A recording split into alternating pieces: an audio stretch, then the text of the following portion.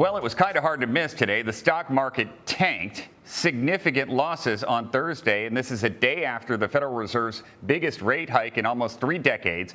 Meanwhile, average long-term mortgage rates had their biggest one-week jump in 35 years. It's a tough week financially. For more on all of this, I'm joined by Bartie Scott. She's a senior economy editor at Business Insider. Bartie, thanks for joining us. The stock market rallied Wednesday. Actually, it was interesting to watch as the Fed chair was speaking because it tanked on the news, and then when he was speaking, the market was going back up. It ended the day up, and now it tanked again on Thursday. What gives? That's right. I mean, part of Jay Powell's job is to reassure the market. And by raising interest rates as aggressively as he did, he was signaling that he's serious about fighting inflation. So really, if he hadn't been as aggressive, the stock market could have just tanked even further while he was speaking. But he seemed to do a fairly good job of reassuring them. Well, he should have spoke again today and reassured people a little bit more, because this sell-off has wiped out nearly $3 trillion from retirement accounts. That is so much money, it's hard for most people to kind of wrap their heads around. So what should people do who are planning to retire soon? They should not be exposed to the stock market right now, but if they are, what do you do? That's a good point. I mean, like you said, a lot of retirement accounts are wrapped up in the stock market. 3/4 of Americans' retirement accounts are, in fact. But you have to remember that of that $3 trillion, most of those people are not going to be retiring in the next 2 years, which is probably about how long it will take to recover those losses. If you are planning to retire and you're worried about that, I wouldn't make any sudden moves.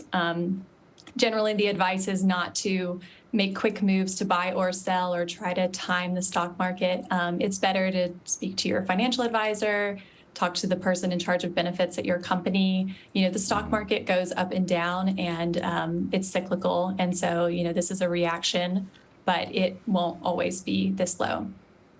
Yeah, if you got to get out, you got to carefully plan your exit at this point. Mortgage rates, they've jumped. We're talking 5.78%.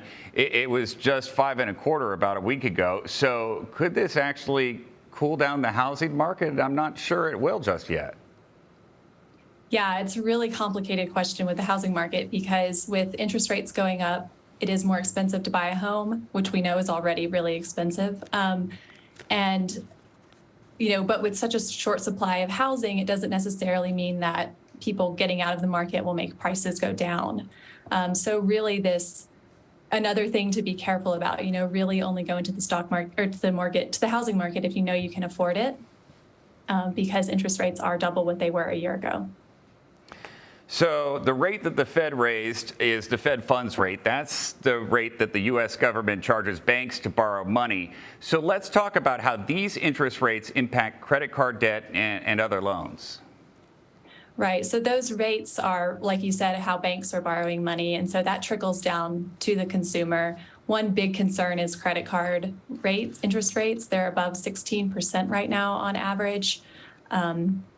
This will also affect car loans, although one thing to think about with car loans is that these auto sellers have to compete with each other, so they don't want to scare away customers too much, so they will not be raising probably as high as you may see your credit card rate go.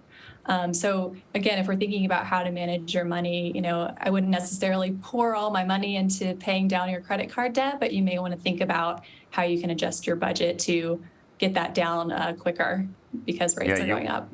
You want to start paying down that debt with adjustable rates, because that's what's going to get hit right now. Bartie Scott, she is a senior economy editor at Business Insider. Thank you so much for joining us.